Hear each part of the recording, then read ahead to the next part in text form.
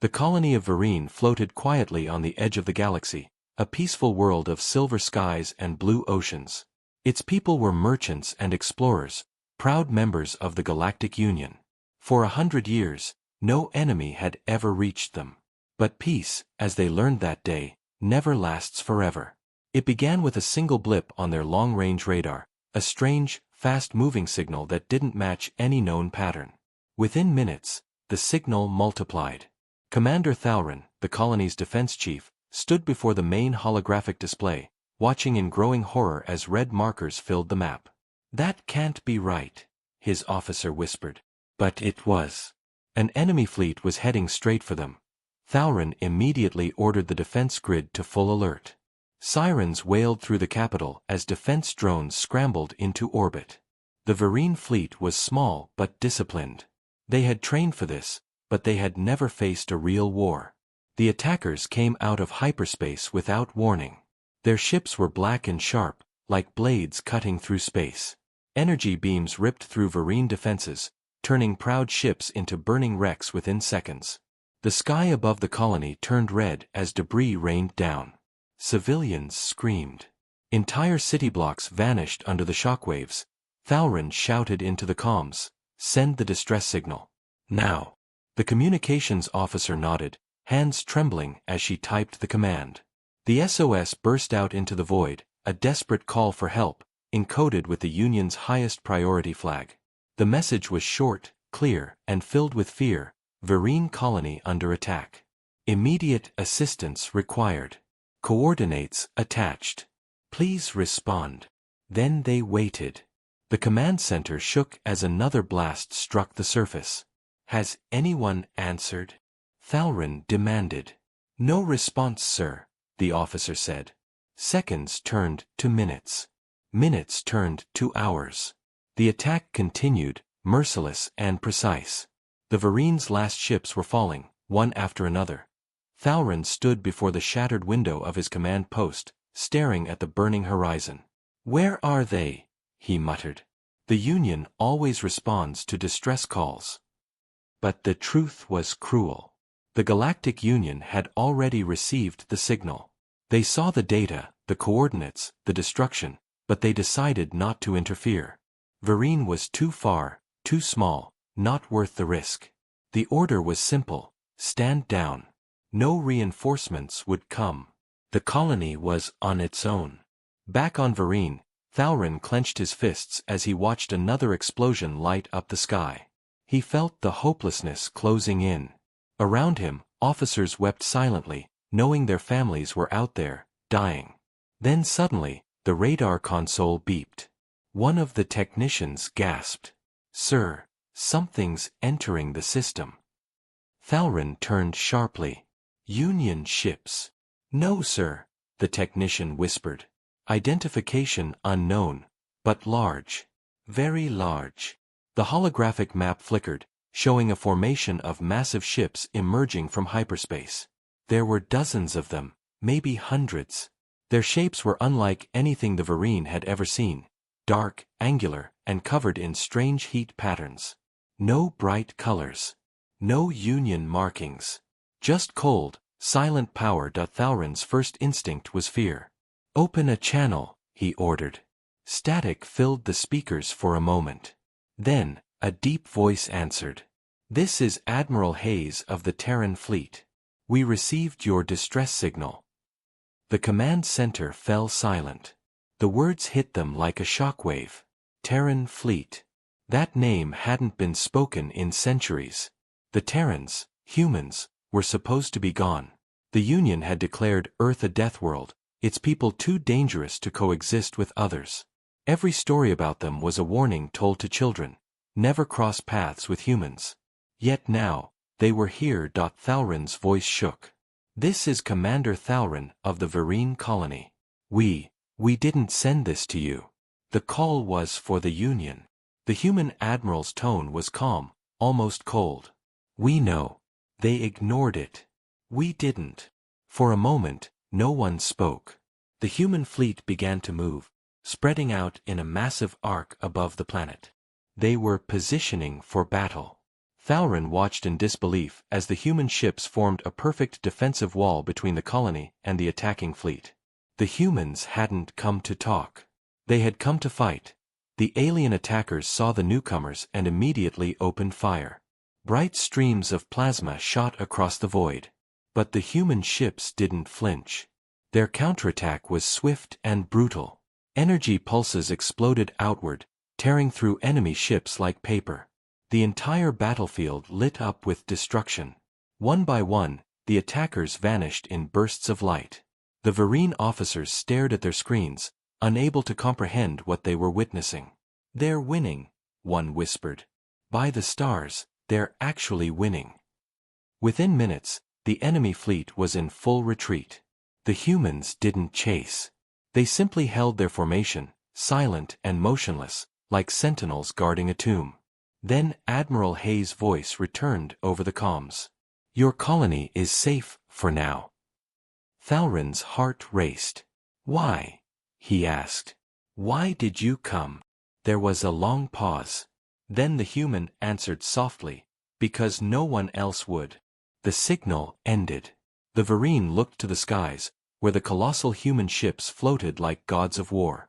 The distress signal had brought no allies. It had brought the Deathworlders instead, and the galaxy would never be the same again. The next morning, the sky above Vereen was still filled with smoke and wreckage. The once beautiful cities lay in ruins, and the air smelled of ash and fear. Yet floating high above the wounded world was a fleet so massive that it covered the sun.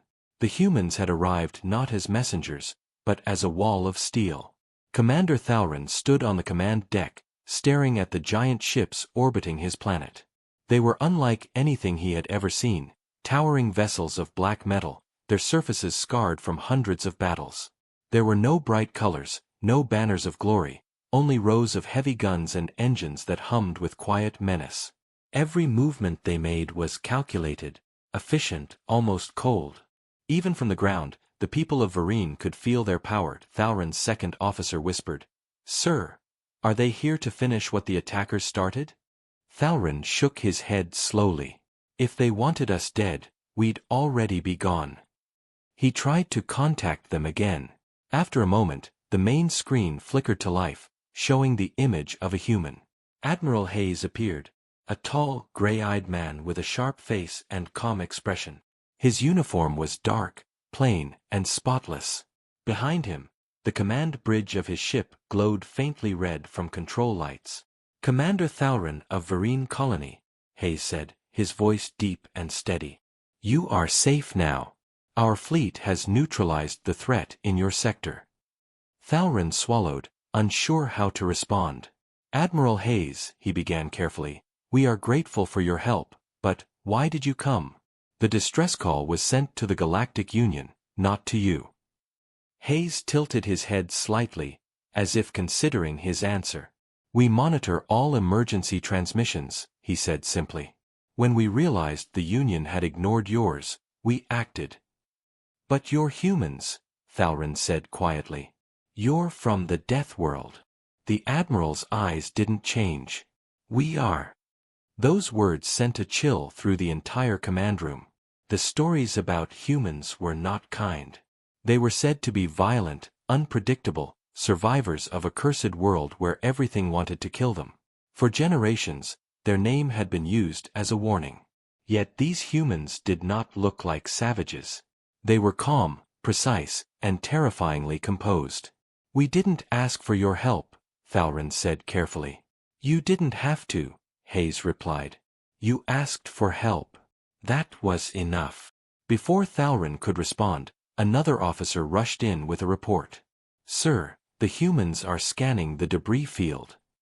On the holographic display, the Terran ships moved in perfect formation, deploying small drones to collect data and wreckage. Not a single move was wasted. Within minutes, they had already mapped the battlefield. "They're identifying the attackers," the officer said. "Their systems are far faster than ours." Hayes seemed to overhear. "Your attackers were the Ketheri raiders," he said through the comlink. "Slavers. They operate on the border worlds, preying on weak colonies. The Union knows about them, but they rarely interfere. Thalrin's hands tightened. You mean the Union let them do this? Yes, Hayes said. It's more convenient that way. The truth hit Thalrin like a blade. His people had died because their allies didn't care. The humans had no alliance, no treaty, yet they came anyway. Hours passed as the humans continued their work. Their engineers landed on the surface, moving through the ruins silently. They were huge in their black armor, faceless behind dark visors. They helped the wounded, repaired communications towers, and built temporary shelters. The Vereen watched from a distance, unsure whether to approach. When one of the human medics handed a child a blanket, the crowd fell silent. The child smiled, and for the first time since the attack, people began to hope again. Still, fear remained. The name, Deathworlder, carried a shadow that would not fade easily. That evening, Thalrin received an invitation. Admiral Hayes wanted to meet face-to-face aboard the flagship Resolute. Against his advisor's warnings, Thalrin accepted. A small shuttle carried him through the silent human fleet. As he approached, he saw the scale of the flagship. It was like a floating mountain, covered in armor thicker than any known material. Inside, everything was functional and quiet. No decoration, no luxury. Only discipline. Hayes greeted him with a nod. You're brave to come alone, the Admiral said. I had to see the ones who saved my world, Thalrin replied. Hayes studied him for a moment. Your world was lucky. The Ketheri destroy entire colonies for sport. Why? Thalrin asked. Why would you risk your ships for us? Hayes turned to the viewing window, where stars shimmered beyond the glass. Because once, we sent a distress call too, he said quietly. And no one came. The words hung in the air like a ghost. Thalrin understood then. This was not just mercy, it was memory. Humanity had once been abandoned, and now they refused to let others suffer the same fate. Admiral, Thalrin said softly, the Union will not be pleased when they learn of this. Hayes gave a thin smile. They already know. And they're afraid. Outside, the fleet repositioned itself, their engines glowing faintly blue as they formed a new pattern around the planet. Are you staying? Thalrin asked. For a while, Hayes said. We want to make sure the raiders don't return. Thalrin nodded slowly, then looked at the stars. You know, he said, our stories called you monsters. Hayes looked at him with calm gray eyes. Maybe they were right, he said, but sometimes, monsters are the only ones who answer the call. The next day, the galaxy would learn what had happened on Vereen. The Union silence, the human rescue, and the destruction of the Ketheri fleet, all of it would spread like wildfire. And somewhere, deep within the halls of power, the Union Council would whisper in fear. The Deathworlders had returned, and this time, they were not alone. The stars above Vereen still burned with the light of wrecked ships. For 2 days, the sky had been filled with floating debris and the scent of burned metal. The human fleet stayed in orbit, silent and watchful. Commander Thalrin had seen fleets before, but nothing like this. Every human ship moved as if part of one mind, no wasted motion, no confusion, no hesitation. Even damaged vessels stayed perfectly aligned. It was terrifying in its perfection. The Vereen people had begun to recover, but their eyes often turned upward with both awe and fear. They could not forget what they had witnessed, the power of the Deathworlders. They had seen them tear apart an entire enemy fleet in less than an hour. No one, not even the mighty Union, could have done that. Thalrin stood once again in his rebuilt command center, surrounded by reports and images of the battlefield.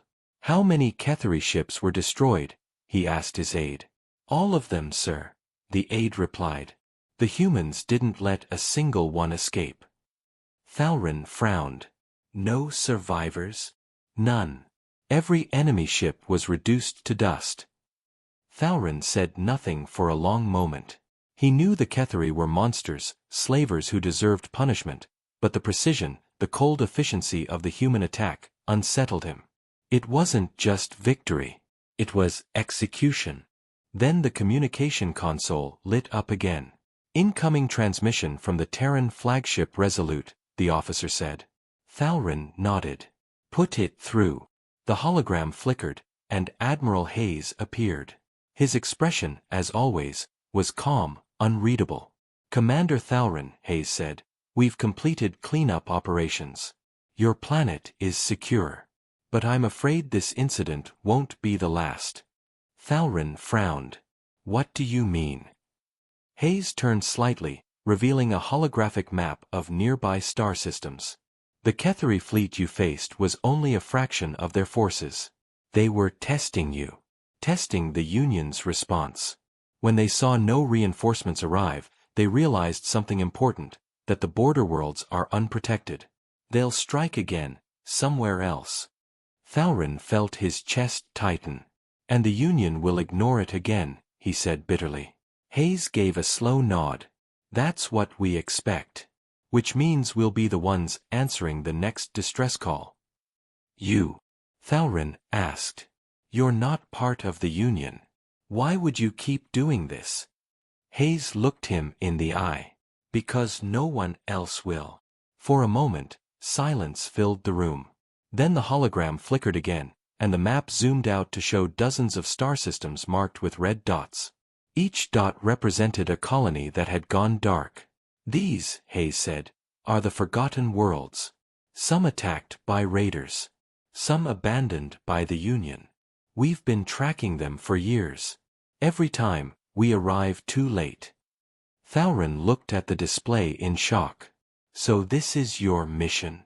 To save the lost? Hayes's eyes hardened. No, Commander. To make sure no one is forgotten again. Thalrin realized then that the humans were not acting out of kindness. They were driven by something deeper, something born of loss. The ghosts of their own past guided them. He wanted to ask more, but before he could, the entire command center shook. Alarms blared. Incoming warp signatures, shouted the sensor officer. Thalrin's eyes widened. The Ketheri are back. No, sir, the officer said nervously. It's different. These ships have Union signatures. Thalrin's blood ran cold. The hologram of Admiral Hayes shimmered again. We see them, Hayes said. Union task force approaching. 12 ships. They're scanning us. Thalrin felt a flicker of hope. Maybe they're finally here to help. Hayes gave a quiet laugh, humorless and dark. No, Commander. They're here to warn us. Moments later, the Union fleet appeared in orbit. Sleek silver ships, their hulls shining with the polished arrogance of bureaucracy. The lead ship sent out a transmission. A voice echoed through every channel. This is Admiral Sereth of the Galactic Union Navy. Terran vessels, you are operating outside approved sectors. Stand down immediately. Hayes remained silent for a moment, then replied calmly, We're assisting a Union member world that was abandoned in distress. Sereth's voice grew sharper. You have no jurisdiction. Humanity is not recognized as a Union species. Withdraw, or face consequences. Thalrin couldn't believe what he was hearing. Face consequences, he shouted at the console. They saved us. The Union officer didn't respond. The message ended abruptly. On the human flagship, Hayes turned away from the comms, expression unchanged. So they finally decided to show up, he murmured. His second-in-command looked uneasy. Orders, sir. Hold position, Hayes said. Let them make the next move. The Union ships began forming a loose blockade, their weapons active but not aimed. They were cautious, nervous. They had heard the old legends too. No one wanted to be the first to fire on a Deathworlder fleet.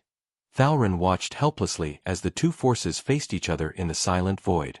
The humans stood calm and ready, while the Union ships seemed almost trembling, unsure.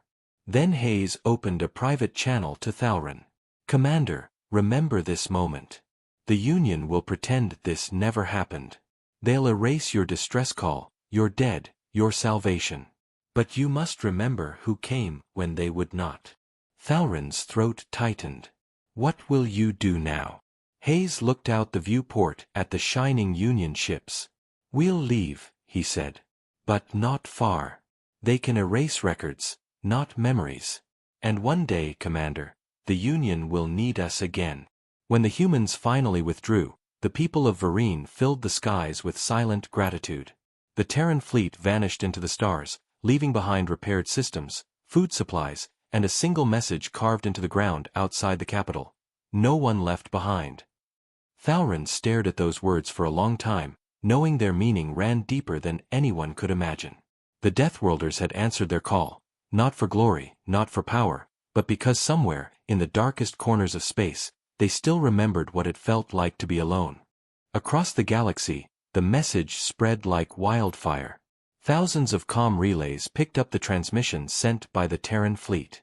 It played across every open channel, simple and cold, spoken by Admiral Hayes himself. Distress signals were ignored.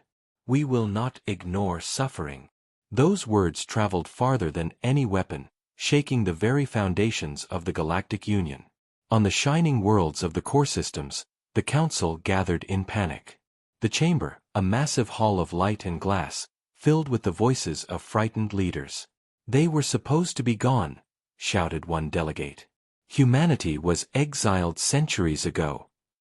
Another added, if they've returned with a fleet, it means they've rebuilt, outside our control. The Chancellor of the Union, an ancient being with silver skin, raised his voice above the noise. Order, he demanded. The hall grew quiet. These Deathworlders saved a Union member world without authorization. Their interference cannot be tolerated. If they are not stopped, they will become a symbol of defiance. But beneath their anger was fear. Fear of the old stories that told of human wars, of their endless resilience, of how they never surrendered even when entire civilizations fell. The Union tried to control the narrative. Official broadcasts claimed that the Vereen distress signal had been intercepted by unknown forces, not humans. But the truth was impossible to hide. Footage from the colony had already leaked, recordings of dark, monstrous ships emerging from hyperspace, of human soldiers in black armor pulling survivors from rubble, of Deathworlders walking through fire as if it were nothing. Every border world saw the truth, and whispers began to spread. They came when the Union would not. On mining stations, on merchant ships, and even inside Union academies, the name Terran began to mean something again. Not fear, but hope. On Vereen, life slowly returned. The humans had left behind advanced medbays, food synthesizers, and repair drones. No payment was asked. No claim of territory. Just silent aid.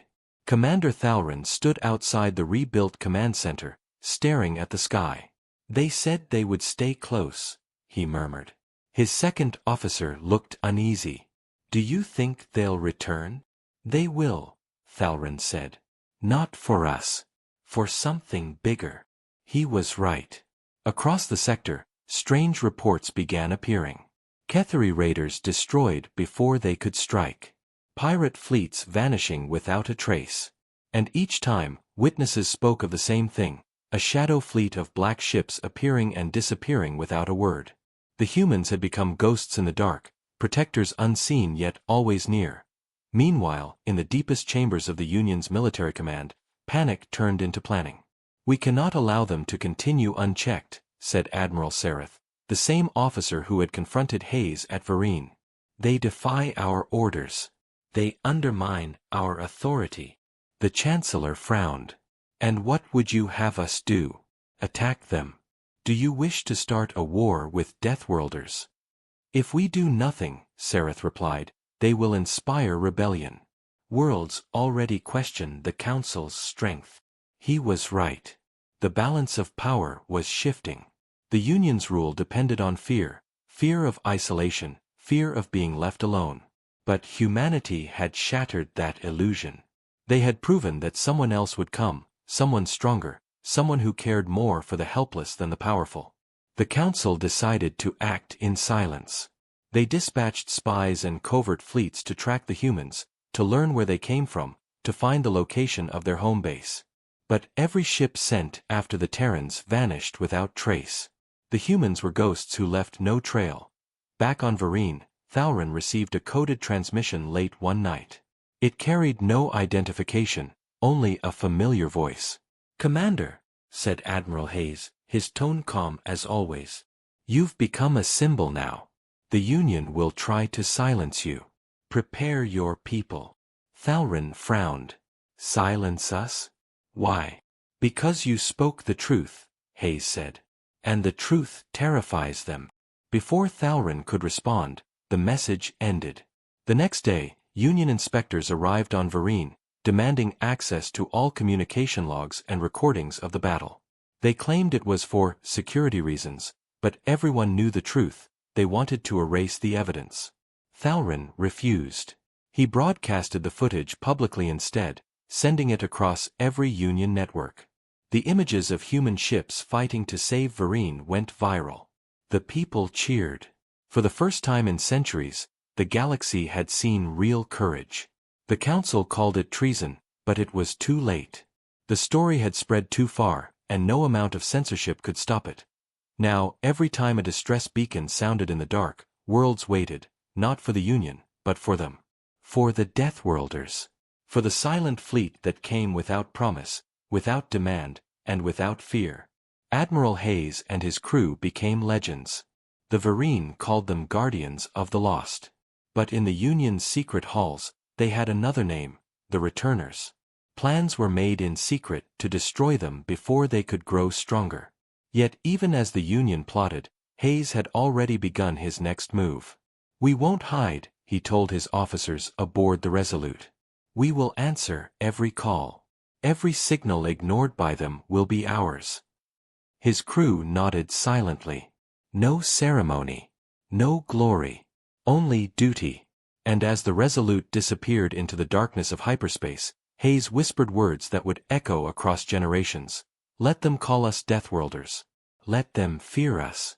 As long as someone cries for help, humanity will answer." Far away, in a hidden Union archive, the Chancellor watched the recordings one last time. The dark ships, the burning sky, the human admiral standing among ruins. "They should have stayed gone," he said quietly. But deep down, even he knew the truth. The galaxy had needed saving, and only the Deathworlders had answered. The galaxy could not stop talking about them. Every world, every station, every outpost whispered the same name, the Deathworlders. Some said they were saviors, others swore they were conquerors waiting to strike. But no one could deny the truth. They were real, and they had returned. On a quiet observation deck aboard the human flagship Resolute, Admiral Hayes stood watching the stars. His reflection in the glass looked older, harder, shaped by years of pain and purpose. Commander Rhea, his second-in-command, approached silently. "The Union has started broadcasting warnings," she said. "They call us a rogue faction." Hayes gave a small smile. "They always feared what they couldn't control." Rhea frowned. "What happens when they decide to do more than just warn?" Hayes turned from the stars. "Then we'll remind them why they feared us in the first place." His voice was calm, not angry, just cold truth. Outside, the fleet hung like a storm waiting for its signal. Each ship bore scars of old wars fought far beyond the Union's borders. Humanity had been banished long ago, forced to survive in the harshest corners of the galaxy, on worlds where gravity crushed bones, where storms shredded steel, where predators hunted even through the dark. They called Earth a death world, but they never understood what that meant. They thought it was a curse. For humans, it became a forge. On those brutal worlds, humanity had evolved, hardened by struggle and united by loss. They built their new empire in silence, far from the eyes of those who had abandoned them. And now, centuries later, they had returned, not for revenge, but for justice. Meanwhile on Varine, Commander Thauron found himself walking through rebuilt streets that still bore the scars of the Ketheri attack. Children laughed again, factories hummed, and trade routes reopened, but beneath the peace there was unease. The Union patrols had vanished, and Varine now stood under the silent protection of the humans. Ships from the Terran fleet came and went, delivering supplies and upgrades, never asking for payment. The people had grown to trust them, though fear still lingered in their eyes. Thauron received reports from nearby colonies, each telling the same story. Raiders destroyed before they could strike. Outlaws hunted down by unseen fleets. The humans were watching over the border worlds like unseen guardians. And for the first time in generations, the outer colonies felt safe. But safety had a cost point one night. As Thauron reviewed reports, a secret transmission came through his personal console. It was marked with the Terran fleet's encryption. When he opened it, Admiral Hayes appeared on the screen. "Commander," Hayes began, "we've discovered something disturbing." The screen flickered to show data and schematics. These files were recovered from a Ketheri command ship. They reveal who supplied their weapons and coordinates. Thauron leaned closer. "The Union." Hayes nodded grimly. "Yes. The Ketheri raids were not random. They were orchestrated." Thauron's face went pale. "But why would the Union arm slavers?" "Control," Hayes said simply. "Fear keeps the outer colonies obedient. The Union lets the raiders attack, then pretends to protect the survivors. But when they ignored your distress call, they exposed themselves. You were never meant to survive, Commander." The realization hit Thauron like a physical blow. His people had been sacrificed, used as bait to maintain the illusion of peace. "They wanted to make an example of us," he whispered. Hayes nodded. "And they failed." For the next several days, the humans and Vereen shared intelligence. The evidence was undeniable. The Union had betrayed the very colonies it claimed to defend. Thauron wanted to expose it to the galaxy, but Hayes cautioned him. "If you reveal this too soon," Hayes said, "the Union will erase every record, silence every witness. They've done it before. We need proof they can't destroy." "And how do we get that?" Thauron asked. Hayes looked out at the stars. "By going where they least expect us, into their core systems." The plan was madness. No one had ever dared to infiltrate the heart of the Galactic Union. But the humans had already decided. They would uncover the truth, no matter the cost. Back on the Resolute, Hayes gathered his officers. The room was silent as the holographic map of Union space appeared before them. "We've confirmed it," Hayes said. "The Council funded the raiders. They wanted border colonies weak and dependent. We're going to expose them." One of the younger officers looked uneasy. "Sir, if we enter Union space, it could trigger war." Hayes met his gaze steadily. "Then let it. Better an honest war than a silent one." The crew saluted without hesitation. To them, war was not fear, it was purpose. Each of them had lost something to the Union's neglect. Each carried scars of exile, of forgotten worlds. Now, they had a mission that gave their pain meaning. Thauron insisted on joining them. "This is my people's fight too," he told Hayes. The Admiral studied him for a long moment before nodding. "Very well. But understand this, Commander, once we cross that border, there's no turning back." The next day, the human fleet began its silent journey. Hundreds of ships vanished into hyperspace, their engines leaving trails of blue light across the void. They flew through dead systems, past forgotten colonies, through regions no one dared enter. Every step brought them closer to the shining core of the Union, the heart of power, wealth, and deceit. As they traveled, Thauron stood on the observation deck, watching the endless dark. "Do you hate them?" he asked quietly. Hayes didn't answer right away. "Hate," he said finally. "No. Hate burns too fast. We remember." "Remember what?" "What it feels like to be left behind." When they finally emerged near the borders of the Union core, the crew fell silent. Before them stretched a vast web of glittering worlds, beautiful and proud. Hayes looked upon them not with envy, but with pity. "They built their paradise on the bones of others," he said. "Now they'll face what they created." In that moment, Commander Thauron realized something terrifying yet true. The humans hadn't come for revenge.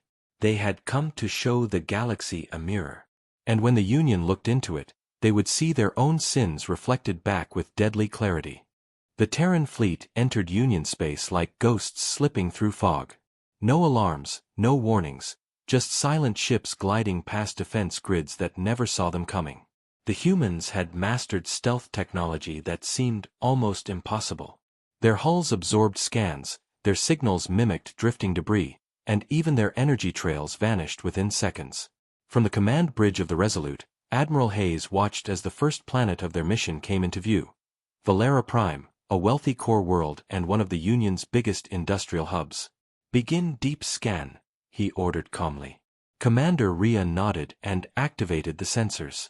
Streams of data filled the main screen, revealing military traffic, civilian ships, and communication patterns. Everything looked normal. Too normal. "They're hiding something," Hayes said quietly. Rhea looked puzzled.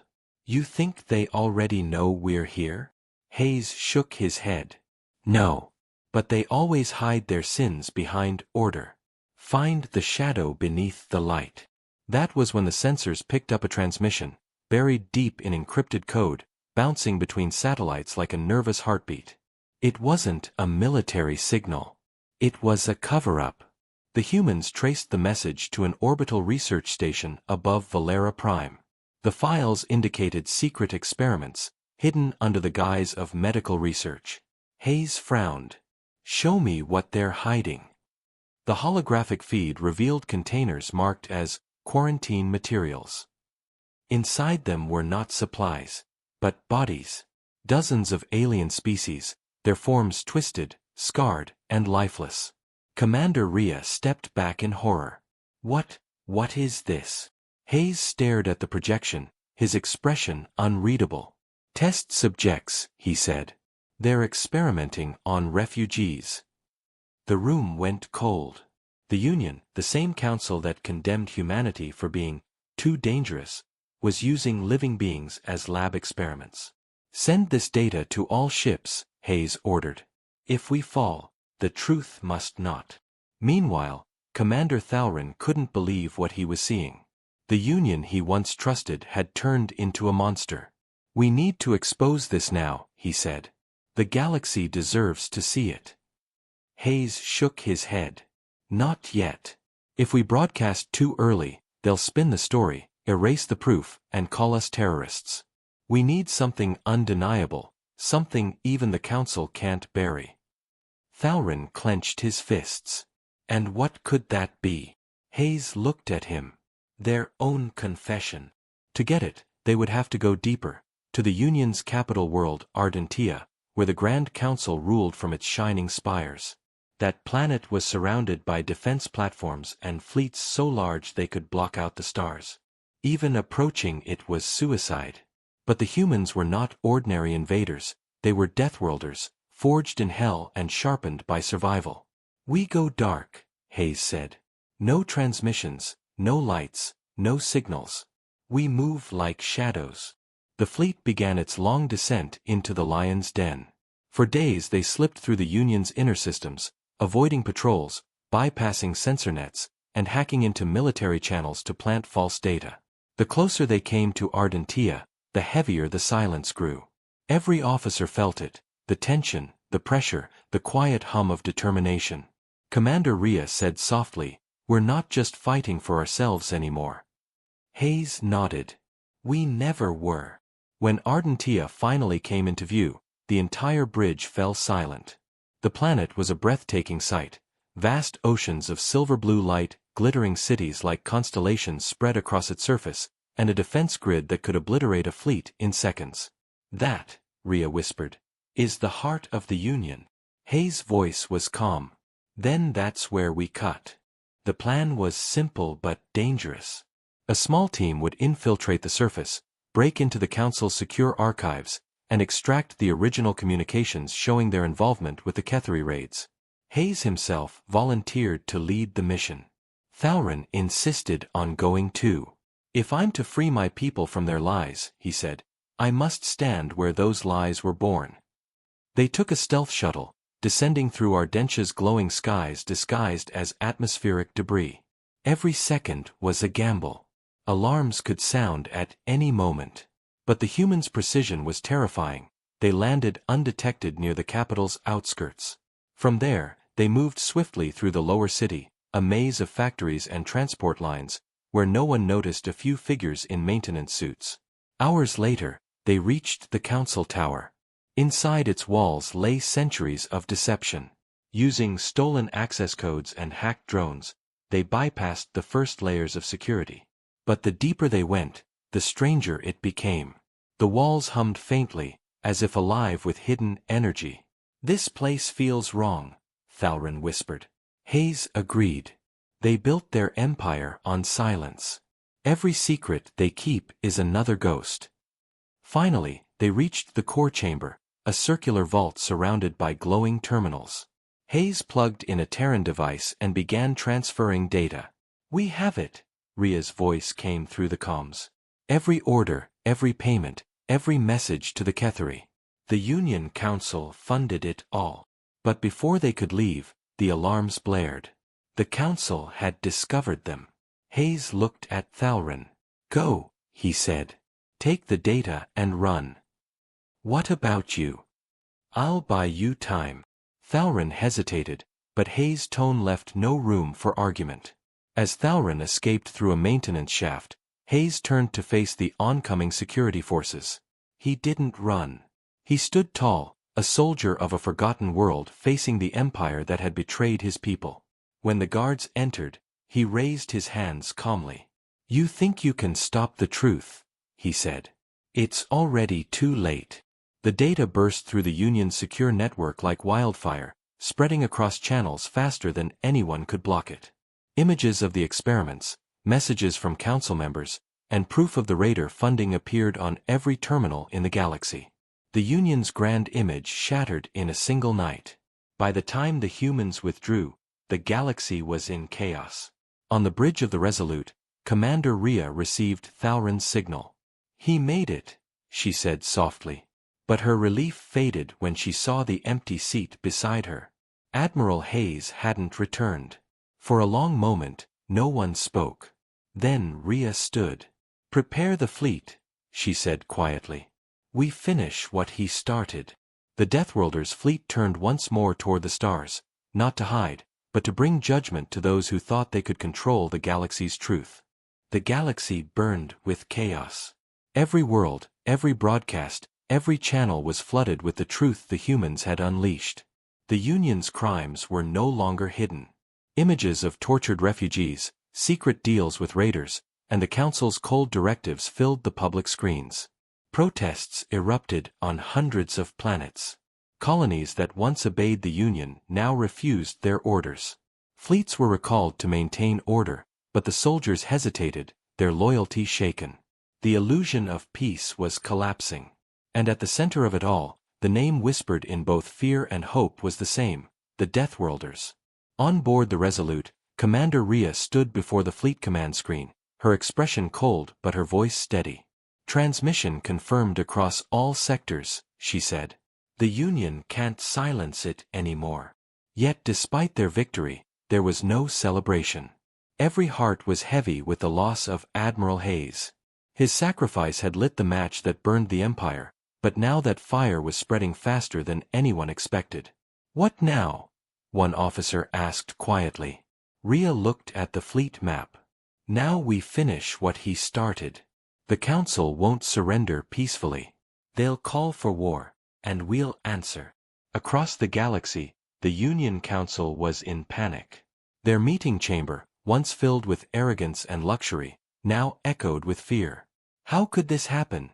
shouted Councillor Darren. "They were supposed to be extinct." Another councillor hissed, "Not extinct, exiled. And we drove them to this." The Grand Chancellor slammed his hand on the table. "Silence. We'll restore control. Deploy every fleet, recall every ship. The humans think they can threaten us, but they'll learn their place again." But even as he spoke, messages poured in, defections, mutinies, protests. Entire colonies were declaring independence. The Chancellor's voice faltered. "Prepare a statement," he ordered weakly. "We must remind the galaxy who protects them." Yet everyone in the room knew the truth. The Union was no longer feared. It was exposed. Meanwhile, Commander Thowron sat in the war room aboard the Resolute, reviewing intelligence reports. He was no longer a commander of Vereen, but a representative of every world the Union had betrayed. Rhea entered quietly. "You should rest," she said. "You haven't slept in days." Thowron didn't look up. "Neither have you." On the screen before him, the data showed the Union's defenses collapsing planet by planet. The people were rising. "I used to believe the Union was the symbol of civilization," Thowron said softly. "Now I see it for what it is, a cage made of lies." Rhea nodded. "And cages can't hold forever." A silence settled between them, heavy but not hopeless. "We can't just destroy them," Thowron said after a moment. "If we do, we become like them." Rhea looked at him with a faint smile. "No. We don't destroy, we expose, we rebuild, and we make sure no one forgets." But before rebuilding, there was one final storm to face. Union fleets were mobilizing, millions of ships converging near the core worlds. Their orders were clear: hunt down the Deathworlders, destroy their fleet, erase their name forever. When the reports reached Rhea, she stared at them with calm eyes. "So," she said quietly, "they've chosen war." Around her, officers began preparing battle plans. "What are our odds?" one asked. Rhea gave a small, grim smile. "They have numbers. We have purpose." The battle began near the Ardentia sector, where the Terran fleet held position. The void lit up with fire as the first wave of Union ships arrived. Thousands of sleek cruisers descended, their cannons charging. But the humans were ready. The Resolute led the counterattack, flanked by dreadnoughts built for brutality. When the first shots fired, the human ships moved like predators, precise, silent, and merciless. Their weapons were strange to the Union, based on kinetic energy and plasma bursts that tore through shields like paper. Whole squadrons vanished in seconds. Commander Rhea stood firm on the bridge, giving orders in her calm, deadly voice. "Focus on the command ships. Break their coordination." The humans didn't fight for glory, they fought to end deceit. Every ship moved with perfect synchronization, every strike chosen to cripple, not waste. The Union's admirals screamed for reinforcements, but panic spread faster than orders. Then, the humans unleashed their trump card, a colossal ship emerging from hyperspace, larger than anything the Union had ever built. The Oblivion's Wrath. Its arrival shook the stars themselves. Its main cannon charged with a roar that echoed through the void, and in one shot, it vaporized an entire Union fleet group. Silence followed, broken only by the hum of the massive ship's engines. The message was clear: the Deathworlders were not just survivors. They were evolution's answer to fear. But victory came with cost. The humans were outnumbered 20-1. Even with superior firepower, every explosion tore at their strength. The Union's desperation grew fierce. They launched suicide runs, crashed ships into Terran vessels, and filled space with wreckage. Rhea gritted her teeth. "Hold the line," she shouted. "For Hayes. For every world they betrayed." Her words carried through every channel. Across the fleet, soldiers fought harder, their eyes burning with resolve. Meanwhile, in the chaos, Thowron led a smaller unit through the battle's heart. Their mission was to infiltrate the Union's flagship, the Chancellor's Pride. If they could capture it, the war might end without annihilation. They boarded under fire, cutting through corridors filled with resistance. Inside the command chamber, Thowron confronted the Grand Chancellor himself. The alien leader sneered. "You think this chaos makes you saviors? You're just beasts playing at justice." Thowron raised his weapon but didn't fire. "No," he said coldly. "We're what you created." The Chancellor lunged for a hidden weapon, but Thowron's soldiers stopped him instantly. The war's architect fell, not in glory, but in disgrace. When the battle ended, the void was filled with silence again. Broken ships drifting, fires dying, and fleets retreating. The Union's command structure had collapsed. The Resolute and its allies stood battered but unbroken. Rhea looked out at the debris-strewn stars. "It's over," she whispered. But Thalrin shook his head. No. The war is over. But the rebuilding, the remembering, begins now. And as the Deathworlders' fleet moved toward the wounded stars, every world watched. Some in awe, some in fear, but all in understanding. The humans had not returned to conquer. They had returned to remind the galaxy what strength truly meant, the strength to endure, to protect, and to never again be forgotten. The war was over, but the galaxy was far from peace. Smoke still drifted through the stars, burned-out warships floated like ghosts, and entire planets whispered the same question. What comes next? The Union had fallen, its council chambers reduced to silence, its fleets shattered. Yet among the ruins, the Deathworlders stood unbroken. On board the Resolute, Commander Rhea watched the endless wreckage of ships on the main display. The galaxy's mightiest empire had fallen, not to invasion, but to truth. Begin rescue operations, she ordered quietly. No one left behind, Union or not. Her officers hesitated. You want to help them? Rhea's voice hardened. We didn't come to exterminate. We came to end the lies. We'll show them what humanity really means. Across the battlefield, human ships turned from weapons of war into vessels of mercy. They pulled survivors from burning hulls, stabilized reactors, and provided aid to soldiers who had once sworn to destroy them. Word spread quickly. Deathworlders were saving their enemies. It confused many and terrified more. On the surface of Ardentia, once the jewel of the Union, chaos reigned. The people had turned against their own rulers. Monuments were torn down, council flags burned, and the word freedom echoed through the streets. Commander Thalrin, now acting as liaison between the humans and liberated worlds, stood among the ruins of the Grand Council Tower where the Union's corruption had been born. All of this, he said softly, built on lies. Beside him, a young human officer replied, and rebuilt with truth. Together, they watched as Terran engineers worked with alien volunteers to restore power and communications. For the first time, different species labored side by side without fear. There was still tension, still suspicion, but beneath it all, there was something new, hope. Back aboard the Resolute, Rhea sat alone in her quarters, staring at a small data crystal. It contained Admiral Hayes' final message, recorded before he went on his last mission. His voice was calm, the same calm that had guided them through the storm.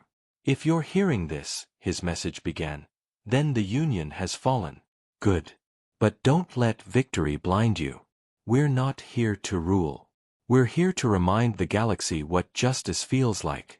The moment we become what we fought against, everything we've lost means nothing. Let them better than they led us. Rhea closed her eyes. His words cut deep, but they also gave her strength. When she opened her eyes again, her decision was made. Humanity's place was not as conquerors, it was as guardians. The following days changed everything. With the Union gone, dozens of worlds fell into uncertainty. Old enemies resurfaced, pirate fleets looted abandoned territories, and local governments fought for control. Many expected the Deathworlders to seize power, to become the new rulers of the galaxy. Instead, Rhea made an announcement that stunned everyone. A live broadcast was transmitted to every world, her calm face appearing on screens across the stars. People of the galaxy, she began, the Union is no more. Its power was built on fear. Humanity will not replace it with more fear. We will not govern your worlds. We will help you rebuild them. But your freedom is yours to protect. She paused, her eyes steady. We are not your masters. We are your equals. Her message spread like wildfire. Some called her words noble, others called them foolish. But no one could deny their impact. New alliances began forming, not under banners of conquest, but of cooperation. The Terran fleet helped establish a new assembly called the Concord of Free Worlds, where every species had a voice. Thalrin became one of its first representatives. He worked tirelessly to bridge the gap between former Union colonies and the Deathworlders, often saying, they feared humans because they never understood them. Now they will. Slowly, the wounds of war began to heal. But peace was never simple. Not everyone wanted unity. In the dark edges of space, remnants of the old Union plotted revenge. Secret meetings, coded transmissions, and whispers of rebellion began to rise. They called themselves the Purists, a faction that still believed in the Union's old dream of domination. Their leader, a former High Admiral named Varric, declared that the galaxy would never belong to barbarians from a death world. When Rhea learned of their plans, she didn't react with anger. Of course they'd survive, she said. Every shadow tries to linger when light returns. She ordered the fleet to remain vigilant. The war was over, but the vigilance of humanity was eternal. Months passed. The galaxy's wounds slowly faded. On Vereen, cities that once lay in ashes now shone again with light. Children played under banners of peace. On Ardentia, the former heart of tyranny, a new monument was built, not to celebrate victory, but remembrance. Its plaque read, "To the lost, the forgotten, and the brave who refused silence." At its unveiling, Commander Rhea and Commander Thalrin stood side by side. "He would have liked this," Thalrin said quietly. Rhea nodded. Hayes didn't want statues. He wanted understanding. Maybe this is a start. The crowd around them was a mix of species that once feared one another, now united by shared survival. Later that night, as the stars stretched across the sky, Rhea stood on the observation deck of the Resolute. The warship floated in orbit above a reborn world. She thought of the past, of the banishment, the pain, the long years of exile. "We were exiled once," she whispered to herself. "Now the galaxy calls for us again. Maybe that's our curse. Or maybe it's our purpose." Behind her, a young ensign asked, "Commander, where do we go now?" Rhea turned and gave a faint smile. "Where we're needed. There are still worlds in darkness." And so, the Deathworlders' fleet moved once more, not to conquer, not to destroy, but to watch over a fragile peace. Across the stars, their legend grew. Some called them angels, others demons. But those who had seen them knew the truth: they were both. Humanity had been banished, betrayed, and forgotten. Yet they returned not as monsters, but as guardians forged in the harshest fires of survival. The galaxy now understood what the word Deathworlder truly meant. Not a title of fear, but of strength, mercy, and the will to protect even those who once cast them aside. And as the fleet vanished into the endless dark, the stars themselves seemed to whisper their name: "Humanity,